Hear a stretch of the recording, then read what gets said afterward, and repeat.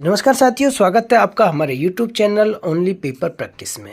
आज का paper practice आपके लिए बहुत महत्वपूर्ण होने वाला है, क्योंकि आज के पेपर प्रैक्टिस में मात्र 10 क्वेश्चन हैं और 10 बहुत महत्वपूर्ण क्वेश्चन हैं। अगर आपके 10 में से 7 या 8 नंबर आते हैं तो ये मान के चलिए कि आपकी तैयारी बहुत अच्छी चल रही है। आइए स्टार्ट करते हैं। आज का पहला क्वेश्चन है, सरकारिया आयोग का संबंध निम्न में से किससे है? ऑप्शन 1 है निर्वाचन से, बी है केंद्र और राज्य के मध्य संबंध से, सी पंचायती राज से, डी इनमें से कोई नहीं। तो राइट आंसर हो जाएगा इसका केंद्र राज्य के मध्य संबंध से। जानते हैं इसके बारे में। सरकारिया आयोग का गठन सन 1983 ईस्वी में होता है। इसके 2 और सदस्य थे, एक का नाम था SR सेन और दूसरे वी शिवरमन जी इसके अन्य सदस्य थे।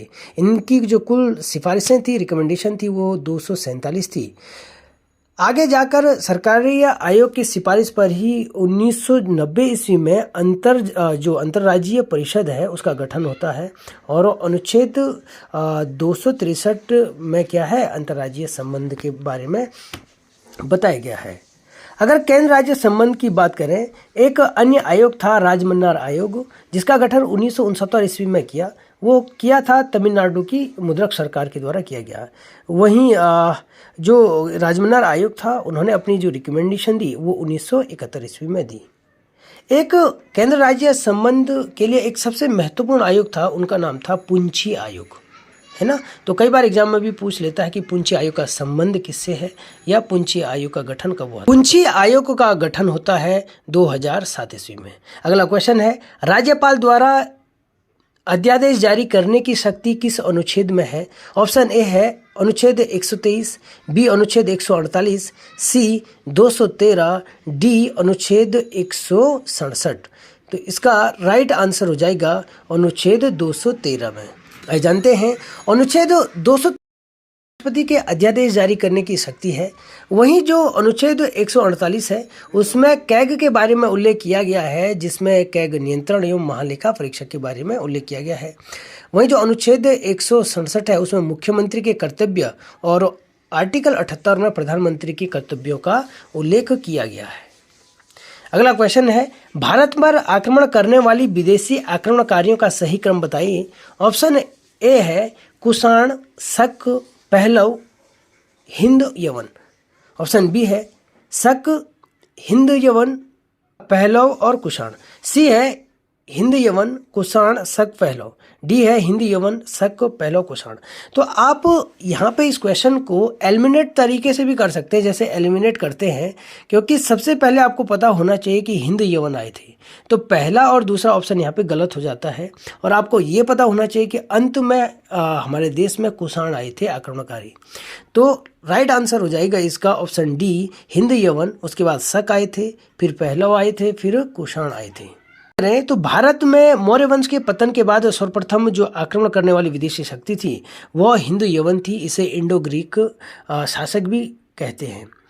इस वंश का सबसे प्रतापी शासक जो था उनका नाम मिनांडर था और मिनांडर ने ही बौद्ध धर्म के महान आचार्य जो नागसेन जी थे उनसे बौद्ध धर्म की शिक्षा ली थी। मिनांडर के काल में ही सर्वप्रथम क्या चले थे, सोने के सिक्के जारी किए गए थे। सबसे ज़्यादा शुद्ध सोने के सिक्के कब जारी हुए? तो सबसे ज़्यादा शुद्ध सोने के जो सिक्के जारी हुए थे वो कुषाणों के काल में हुए थे। अगला क्वेश्चन है, मत विलास प्रहसन की रचना किस पल्लव शासक ने किया? ऑप्शन 1 है नरसिंह वर्मन द्वितीय, बी महेंद्र वर्मन प्रथम, सी नरसिंह वर्मन प्रथम, डी है सिंह विष्णु। तो राइट आंसर हो जाएगा इसका महेंद्र वर्मन प्रथम। महेंद्र वर्मन प्रथम ने ही मत विलास प्रहसन की क्या किया था, रचना की थी। अगर बात करें पल्लव शासकों में, पल्लव वंश की जो संस्थापक थे वो सिंह विष्णु थे। उनके दरबार में किरातार्जुनीयम के लेखक जो थे, क्या नाम था उनका, भारवी निवास करते थे।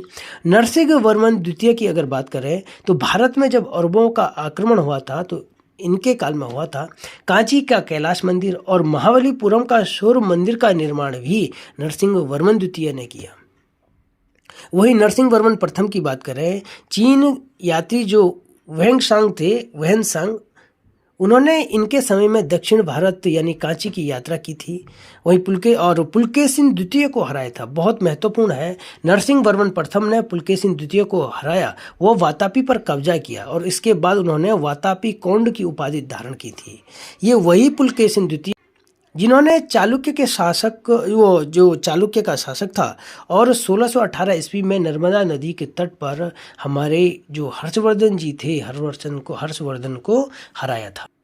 अगला क्वेश्चन है, हिंदुस्तान रिपब्लिक संगठन की स्थापना कहाँ हुई? ये थोड़ा मिसप्रिंट हो गया यहाँ पे। हिंदुस्तान रिपब्लिक संगठन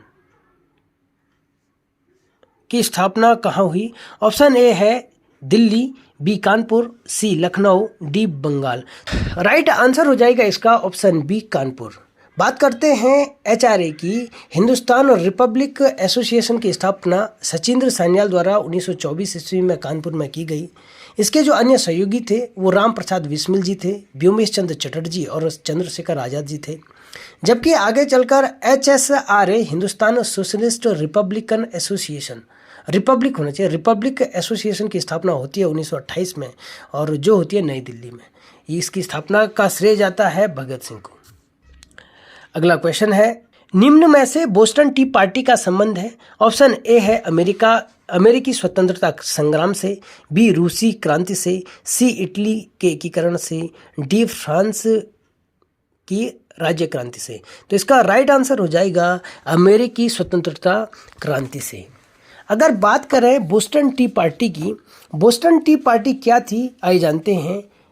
1765 ईस्वी में अमेरिका भारत की तरह ब्रिटिश सरकार का एक उपनिवेशिक राज्य था। उपनिवेश बोलते हैं जहां पर डायरेक्ट नहीं, इनडायरेक्ट तरीके से कोई देश किसी दूसरे राष्ट्र पर राज्य करता है और वह उसका आर्थिक शोषण करता है। उसी प्रकार जैसे भारत में ब्रिटिश ने राज किया था, भारत को अपना उपनिवेश बनाया था ईस्ट इंडिया कंपनी के माध्यम से, या यहाँ पे वायसराय गवर्नर जनरल के माध्यम से उन्होंने यहाँ का आर्थिक शोषण किया। यही दशा अमेरिका में भी थी। आगे चलकर क्या होता है, 1965 ईस्वी में ब्रिटिश पार्लियामेंट एक अधिनियम पारित करती है। इसका नाम था स्टाम्प अधिनियम। इसे चाय अधिनियम भी कहते हैं।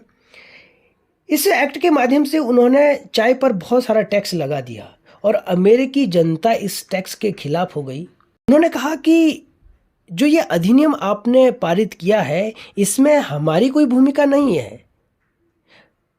उनकी मांग थी कि ब्रिटिश संसद में उनका भी एक प्रतिनिधि हो और वो भी अमेरिका की वहाँ पे प्रतिनिधि करे और उनके हिसाब से वहाँ पे काम हो। आगे क्या होता है कि ब्रिटेन से एक जहाज बोस्टन के लिए रवाना होता है। जैसे वह बोस्टन पर पहुंचता है, अमेरिका के इस तट पर बोस्टन पर पहुंचता है, वहाँ अमेरिकी लोगों ने उसका विरोध किया।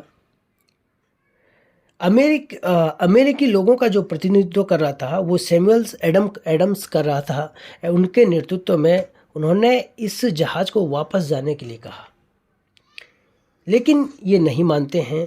इस जहाज में अमेरिका के लोग उतर कर आ जाते हैं और पूरे के पूरे जो चाय के जो बोरियां थी उनको पानी में फेंक दिया। उनका नारा था कि नो टैक्स विदाउट रिप्रेजेंटेटिव।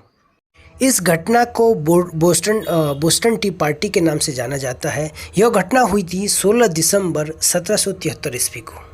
अगला क्वेश्चन है, निम्न में से किस मृदा का निर्माण बेसाल्ट चट्टानों के टूटने फूटने से हुआ है?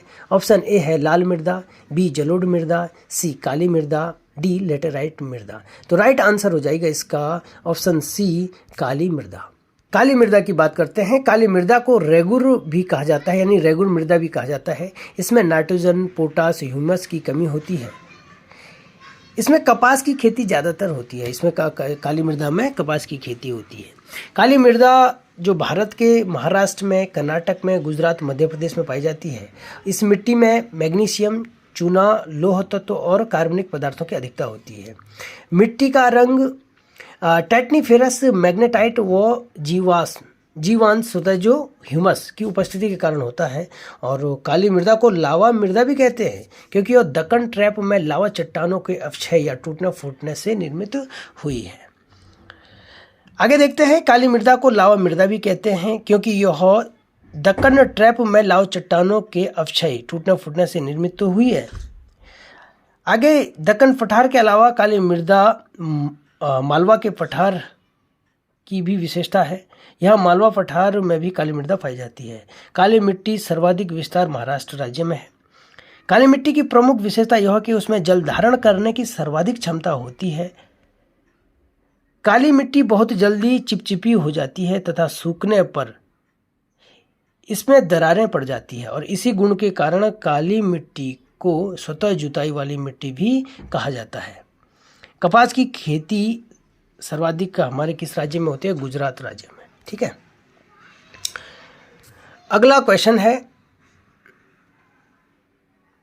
निम्न कथनों में सही कथन का चुनाव करें। भिलाई झारखंड, राउरकेला पश्चिम बंगाल, बोकारो छत्तीसगढ़, दुर्गापुर उड़ीसा। तो देखेंगे ये है लौह संयंत्र। ठीक है, लौह इस्पात उद्योग है। तो भिलाई जो किसने बनाया था, ये छत्तीसगढ़ में है, रूस के सहयोग से बना। राउरकेला उड़ीसा में है।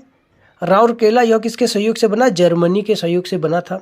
बोकारो है पश्चिम बंगाल, नहीं बोकारो हो जाएगा झारखंड में, यह रूस के सहयोग से बना था। और दुर्गापुर हो जाएगा पश्चिम बंगाल, यह ब्रिटेन के सहयोग से बना था। तो राइट आंसर क्या हो जाएगा इसका? 3 4 1 2। 3 4 1 2 कहाँ है? 3 4 1 2, ऑप्शन नंबर बी इसका राइट आंसर हो जाएगा। अगला क्वेश्चन है, 2011 की जनगणना के अनुसार सबसे कम जनघनत्व वाला राज्य कौन है? ऑप्शन ए है बिहार, बी मिजोरम, सी आंध्र प्रदेश, डी अरुणाचल प्रदेश। तो राइट आंसर हो जाएगा इसका ऑप्शन डी अरुणाचल प्रदेश। अगला क्वेश्चन है, स्टैंड अप इंडिया योजना की शुरुआत कब हुई? ऑप्शन ए है 2014, बी 2015, सी 2016, 2017। राइट आंसर हो जाएगा इसका ऑप्शन सी 2016। अगर स्टैंड अप योजना की बात करें तो 5 अप्रैल 2016 को यह योजना शुरू होती है, वित्त मंत्रालय के द्वारा शुरू किया जाता है। कुछ और महत्वपूर्ण योजना देखते हैं। प्रधानमंत्री जनधन योजना 28 अगस्त 2014 को स्टार्ट हुई थी। मेक इन इंडिया कार्यक्रम जो 25 सितंबर 2014 को शुरू हुई। बेटी बचाओ बेटी पढ़ाओ जो अभियान था, ये अभियान हुआ था 22 जनवरी 2015 को शुरू हुई। इसका जो उद्देश्य था लैंगिक समानता को बढ़ावा देना व लिंगानुपातों को बढ़ाना। हरियाणा से यह योजना शुरू होती है। स्मार्ट सिटी योजना जो 25 जून 2015 में शुरू होती है। डिजिटल इंडिया योजना 1 जुलाई 2015 में शुरू किया जाता है, शुरू होती है। ठीक है, तो साथियों यही था आज का पेपर प्रैक्टिस सेट। आप अगली वीडियो का इंतज़ार करिए। चैनल को लाइक शेयर सब्सक्राइब करना ना भूलें। नमस्कार।